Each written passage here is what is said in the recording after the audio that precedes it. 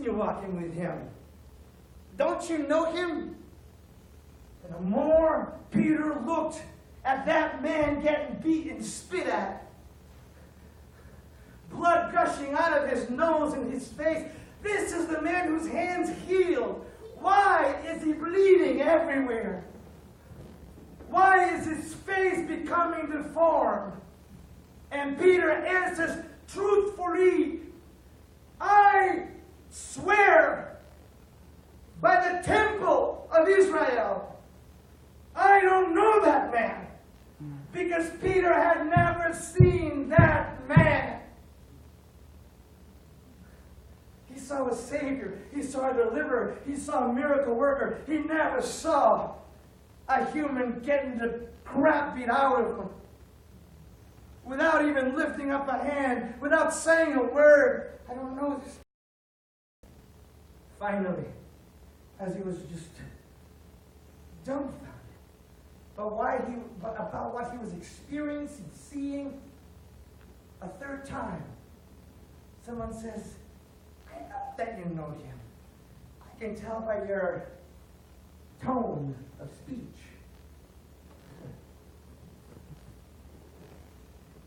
And Peter made sure that his tone of speech changed at that moment to prove that that man, he did not know. And he used every vile word possible to make it clear that he did not know that man. And immediately a rooster crowed. And Peter remembered.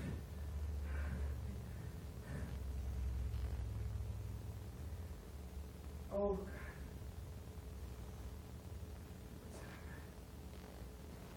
Did you see the man who told them, Peter,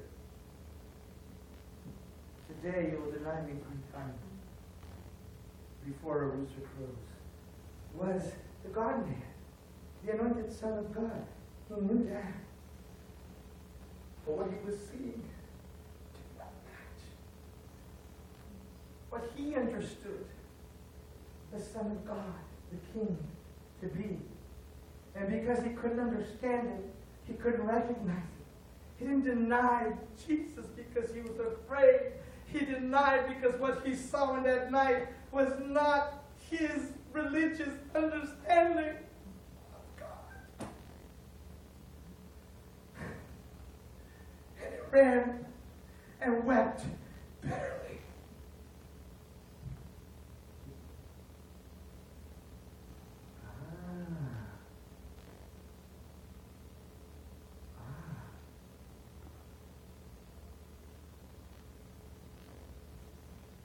Days later, the women come to the tomb.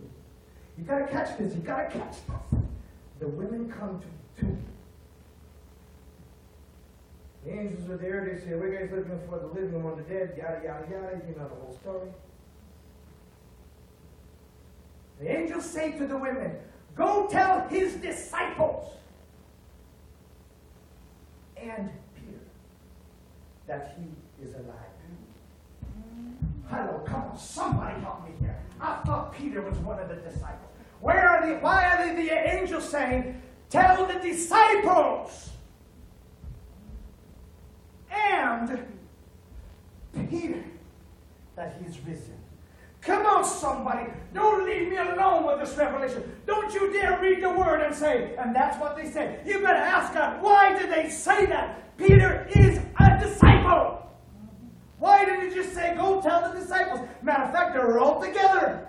It's not like Peter was living in another house. They were all together. Why does the angel say, tell the disciples and Peter that he is risen? He did graduate, but not the way you think.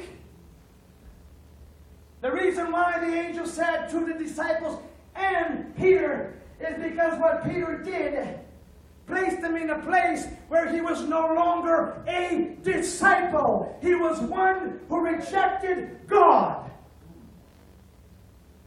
And in case you don't know this, in Hebrew understanding, when God sees something happening 3 times, it is established, it cannot be undone. This is why He's the God of Abraham, Isaac, and Jacob. And I don't care who wants to argue that, He will always be the God of that family.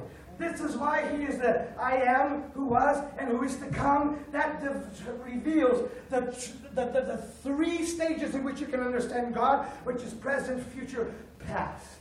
His omnipresence. He shows up in 3s. He does everything in 3s. He's even the one through which expression we understand Father, Son, Spirit. Everything that has 3s, God establishes, and God says, when you see this pattern of 3, nothing can undo the pattern that I have just put together. When He said that I throw feed into a field, some produce 100, 60, and 30-fold. 3 phases of everything. When He's talking about the wheat coming up, He says first the blade, then the ear, then the full ear of the corn. God says things in 3s because what He's saying is, when I do something in 3s, it is established. Nobody can undo what has been done. And God, who is so unmoved when He establishes a thing, looked at this man Peter and said, Peter, based on my system of order, you done just denied me not once, not twice, 3 times. You are out. This is why the angel said, tell the disciples and Peter, because Peter was placed in a position outside of discipleship at that moment because of what he did. Messiah shows up. He reveals Himself to His friends, and Peter's just sitting there shaking. And Messiah looks around and He says, Peter, do you love me? Peter said, I do. Feed my lambs. Peter, do you love me? Yes, Lord. Tend my sheep. Peter, do you love me? Peter was so sad, he almost didn't repeat the line. You know that? He was so sad, he almost didn't say it. He said, Lord, you know that. Lord, you know everything. Let me tell you something. Peter couldn't be graduated with the responsibility to feed lambs until Peter was placed the lowest of the lowest of the lowest of the lowest of the lowest.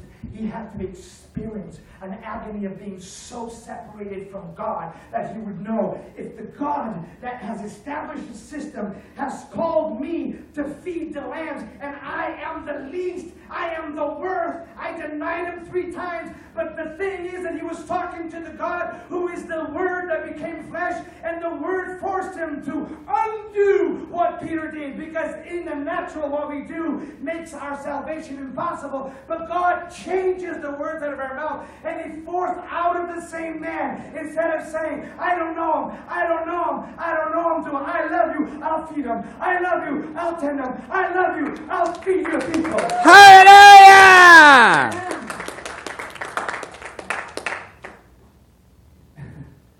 It's time to understand that the food you're getting from God is not based on someone's ability to be so righteous or so good, but on the fact that someone has been placed in the lowest of lowest of lowest of lowest that they can be. And when you've gone down to the bottom, the King of Glory goes one step lower, gets underneath you and says, now you get your butt up and start feeding my lamb. And Peter would ask, what do you want me to feed them? Peter only received one supernatural meal from heaven.